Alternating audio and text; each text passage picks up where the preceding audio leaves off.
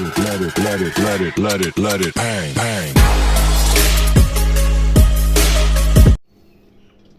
Hello friend, welcome back to my YouTube channel. बच्चों, आज हम क्लास 12 के फिजिक्स के इम्पोर्टेंट क्वेश्चन को लाए हैं जो हमारे बोर्ड के परीक्षाओं में हमेशा पूछे जाते हैं। यहाँ पर आप क्वेश्चन देख सकते हैं। क्वेश्चन दिया है कि प्रकाश विद्युत प्रभाव क्या है और इसके नियम लिखिए। ये जो क्वेश्चन है हमारे बोर्ड के परीक्षाओं में हर साल पूछे जाते हैं। यहाँ पर आप देख सकते हैं, यहाँ पर 2022 के पेपर में क्वेश्चन नंबर 4 का अंक नंबर दिया है कि प्रकाश विद्युत प्रभाव क्या है और इसके नियम लिखिए। ये हमारा 3 नंबर में पूछा है। ये हमारा 3 या 5 नंबर में हमेशा हर साल पूछे जाते हैं। तो कृपया इसको ध्यान से पढ़ के जाइए और आराम से आप 3 नंबर या 5 नंबर उठा सकते हैं। तो आइए हम देखते हैं कि प्रकाश विद्युत प्रभाव क्या होता है और इसके कौन कौन से नियम हैं। तो सबसे पहले प्रकाश विद्युत प्रभाव सिंपल भाषा में समझे तो प्रकाश की लाइट से जब किसी धातु पर प्रकाश विकिरण गिरता है तो प्रकाश विकिरण गिरने के कारण वो धातु गर्म हो जाता है और गर्म होने के कारण उसमें से इलेक्ट्रॉन जो होते हैं उत्सर्जित होते हैं। उसी घटना को क्या कहते हैं? प्रकाश विद्युत प्रभाव कहते हैं। तो आइए देखते हैं कौन कौन सी शर्तें हैं कि कितना उसका विकिरण होना चाहिए, कितना उसकी आवृत्ति होना चाहिए, कितना उसका इंटेंसिटी होना चाहिए कि वो उसमें से इलेक्ट्रॉन को उत्सर्जित कर दे। तो आइए देखते हैं। सबसे पहले समझते हैं कैसे उसका परिभाषा लिखेंगे। अगर मान लीजिए पूछता कि प्रकाश विद्युत प्रभाव क्या है तो इसको ऐसे लिखेंगे कि निश्चित न्यूनतम आवृत्ति या अधिकतम तरंगदैर्घ्य की प्रकाश ऊर्जा का धात्विक सतह पर गिरकर उससे इलेक्ट्रॉनों के उत्सर्जन की घटना को प्रकाश विद्युत प्रभाव कहते हैं। यानी एक पहला लाइन हम लोग का ये कह रहा है कि न्यूनतम आवृत्ति की जो प्रकाश ऊर्जा है किसी धात्विक सतह पर गिरता है तो इलेक्ट्रॉनों का उत्सर्जन होता है। इसी घटना को हम लोग क्या कहते हैं? प्रकाश विद्युत प्रभाव कहते हैं। ठीक, इसको आप नोट करते जाइएगा। ये जो हमारा जो लाइन है ये अगर लिख देते हैं तो आपको बोर्ड के परीक्षाओं में वो समझ जाएगा कि आप बहुत इसके बारे में जानते हैं। तो इसको ऐसे लिखिएगा कि निश्चित न्यूनतम आवृत्ति की प्रकाश ऊर्जा का धात्विक सतह पर गिरकर उससे इलेक्ट्रॉनों को उत्सर्जन का घटना को हम लोग क्या कहते हैं? प्रकाश विद्युत प्रभाव कहते हैं। ठीक, उसी प्रकार सेकेंड नंबर हमारा कह रहा है कि प्रकाश विद्युत उत्सर्जन के लिए प्रयुक्त धातु का कार्यफलन न्यूनतम होना चाहिए। जो हमारा फोटो इलेक्ट्रिक इफेक्ट होता है उसका जो कार्यफलन होता है हमारा क्या होना चाहिए? न्यूनतम होता है। ठीक, जैसे कि उदाहरण आप देख सकते हैं सबसे ज़्यादा किस धातुओं पे होता है तो एल्कीन धातुओं पे होता है, सीजियम पे होता है। इन सब पे जो प्रभाव होता है हमारा क्या जाता है? अच्छा माना जाता है। ठीक, उसी प्रकार चौथा लाइन कह रहा है कि प्रकाश विद्युत प्रभाव ऊर्जा संरक्षण के नियम पर आधारित है। ये भी आप एक लाइन जोड़ सकते हैं कि जो हमारा प्रकाश विद्युत प्रभाव है ऊर्जा संरक्षण के नियम पर आधारित है। ठीक, अब हम बताइए, कोई पूछेगा कि कार्यफलन क्या है? हमने अभी देखा कार्यफलन, तो वो न्यूनतम ऊर्जा जो इलेक्ट्रॉनों को धातु की सतह से मुक्त कराने के लिए उपयुक्त हो उस धातु को कार्यफलन या देहली ऊर्जा कहते हैं। कहने का इसका तात्पर्य यह है कि जब हम लोग का प्रकाश का बीम किसी धातु पर लगाते हैं तो कितना उस पर ऊर्जा दे कि उसमें से इलेक्ट्रॉन जो हो उस बॉडी को छोड़कर निकल जाए, उत्सर्जित हो जाए। ठीक, तो उसी को हम लोग क्या कहते हैं? देहली ऊर्जा कहते हैं। जितना ऊर्जा लगता है इलेक्ट्रॉनों को हटाने में। ठीक, इसे हम लोग कैसे दर्शाते हैं? इसको फाई या डब्ल्यू से दर्शाते हैं। यहाँ पर आप फार्मूला लिख दीजिएगा, phi equal to H nu naught या एच सी अपान लेमडा नाट। ठीक, ये लेमडा नाट हमारा क्या है? देहली तरंगदैर्घ्य है।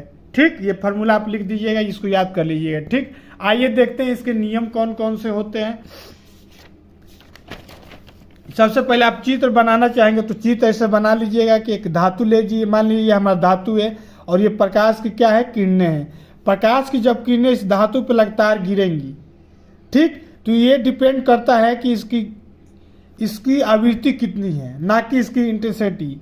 अगर इसकी आवृत्ति ज़्यादा होगी तो क्या करेगा? ये धातु की जो सतह है उसको गर्म करेगा जिसके कारण इलेक्ट्रॉन हमारे उत्सर्जित होते हैं। ठीक, इसी घटना को हम लोग क्या करते हैं, प्रकाश विद्युत प्रभाव कहते हैं। ठीक, ऐसा आप चित्र बना दीजिएगा, एक धातु दिखा दीजिएगा, प्रकाश की किरणें दिखा दीजिएगा, जब ये हमारा क्या इलेक्ट्रॉन विसर्जित हो रहे हैं। ठीक, उसी प्रकार इसके कौन कौन से नियम है, प्रकाश विद्युत प्रभाव के कौन कौन से नियम है, आप 5 नियम लिख देंगे तो आपको एग्जामिनर अच्छा नंबर दे देगा। पहला नियम यह है कि प्रत्येक उत्सर्जन धातु के लिए एक निश्चित आवृत्ति न्यू नॉट होती है, यानी कि अलग अलग धातुओं के लिए, ये तो जरूरी नहीं है कि एक ही धातु पर कार्य करेगा, अलग अलग धातुओं के लिए उसका अलग अलग आवृत्ति हमारा फिक्स होता है, जिसे आपतित किरणों की देहली आवृत्ति कहते हैं। हमने अभी आपको बताया, उसी को हम लोग क्या कहते हैं, देहली आवृत्ति कहते हैं। कितना उसको आवृत्ति दिया जाए कि उसमें से इलेक्ट्रॉन क्या कर दे, बॉडी को छोड़ दे। ठीक, उसी प्रकार इस देहली आवृत्ति की नीचे प्रकाश इलेक्ट्रॉनों का उत्सर्जन नहीं होता है, चाहे तीव्रता कितनी भी हो। यानी कि आप कह सकते हैं कि कोई भी धातु हो, उसकी आवृत्ति पे डिपेंड करता है कि उसकी आवृत्ति कितना है। अब एक निश्चित आवृत्ति होता है, उसका अगर नीचे डालते हैं तो इलेक्ट्रॉनों का उत्सर्जन नहीं होगा, और तीव्रता चाहे हम लोग कितना भी उसकी बढ़ा दें फिर भी उसका उत्सर्जन नहीं हुआ। केवल हम लोग को देखना है कि उसकी आवृत्ति कितना है, ज़्यादा है कि कम है, एवरेज है।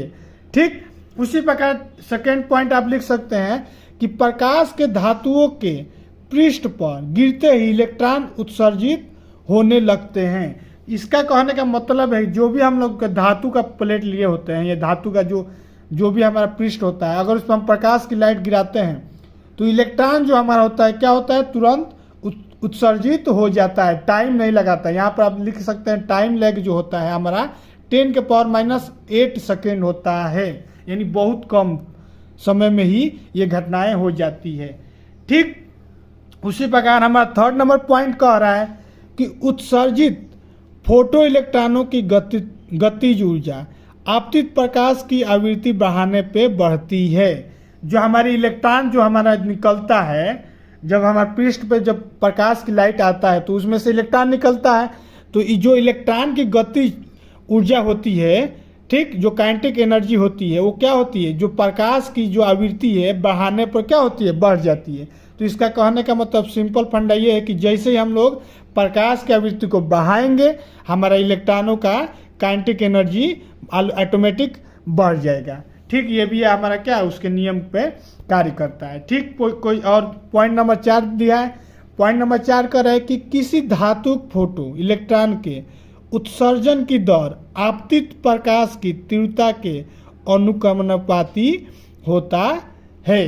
अब ये लाइन हम लोग का कह रहा है कि जो हमारा इलेक्ट्रॉन जो निकलता है धात्विक में से, जो उत्सर्जन की दर होती है प्रकाश की तीव्रता के क्या होता है, अनुक्रमानुपाती होता है। ठीक, यानी कि जितना उसकी तीव्रता हम लोग बढ़ाएंगे उतना वो क्या होगा, उसकी जो दर है उसमें से इलेक्ट्रॉनों का जो निकलने का दर है उतना ही हमारा क्या होगा, कम होगा। ठीक, अरे उतना ही ज़्यादा होगा। ठीक, उसी पर पॉइंट नंबर 5 कह रहा है कि उत्सर्जित फोटो इलेक्ट्रॉनों का अधिकतम वेग, जो हमारे इलेक्ट्रॉन निकलते हैं वही कह रहा है कि उत्सर्जित फोटो इलेक्ट्रॉनों का अधिकतम वेग, जो उसका अधिकतम वेग होता है, जो इलेक्ट्रॉन हमारे जो सतह पर से निकलते हैं, जो उसका अधिकतम वेग होता है या अधिकतम गतिज ऊर्जा होता है, वो किस पर निर्भर करता है, आपतित प्रकाश की तीव्रता पर निर्भर नहीं करता है। यानी कि हम लोग का उसका स्पीड कितना है, अगर हमारा ये धातु आ रहा है कितना स्पीड से इस पे आके गिर रहा है, उस पर हमारा डिपेंड नहीं करता है। किस पे डिपेंड करता है, only depend on frequency. Frequency पे हमारा क्या करता है, डिपेंड करता है। ठीक, तो ये हमारे जो है हमारे 5 अगर रूल लिख देते हैं तो हम आपको एग्जामिनर एक भी नंबर नहीं काटेगा, और आराम से आप ये 5 नियम ये लिख दीजिएगा, क्या होता है उसके बारे में लिख दीजिएगा। ठीक, उसके बाद एक चित्र बना देंगे, आपको एग्जामिनर फुल का फुल मार्क दे देगा। ठीक, तो एक बार और देख लेते हैं इसका परिभाषा की परिभाषा क्या होता है कि निश्चित न्यूनतम आवृत्ति या अधिकतम तरंगदैर्घ्य की प्रकाश ऊर्जा का धात्विक सतह पर गिरकर उसमें से इलेक्ट्रॉनों का उत्सर्जन की घटना को ही प्रकाश विद्युत प्रभाव कहते हैं। ठीक है दोस्तों, अगर इतना आप लिख देते हैं जितना जितना हमने आपको बताया ऐसे ही आप पॉइंट पॉइंट में करके लिखिएगा तो आपको एग्जामिनर फुल में फुल नंबर देगा। ठीक, तो इस प्रकार से आप इसको समझ गए होंगे। आशा करता हूँ कि आपको ये वीडियो अच्छा लगा है। यदि आपको ये वीडियो अच्छा लगा है तो वीडियो को लाइक और चैनल को सब्सक्राइब जरूर करिएगा। मिलते हैं नेक्स्ट वीडियो में, और भी क्लास 12 के जो भी इम्पोर्टेंट क्वेश्चन है उसको हम लोग सॉल्व करेंगे। तब तक के लिए जय हिंद, जय Bharat. Let it bang, bang.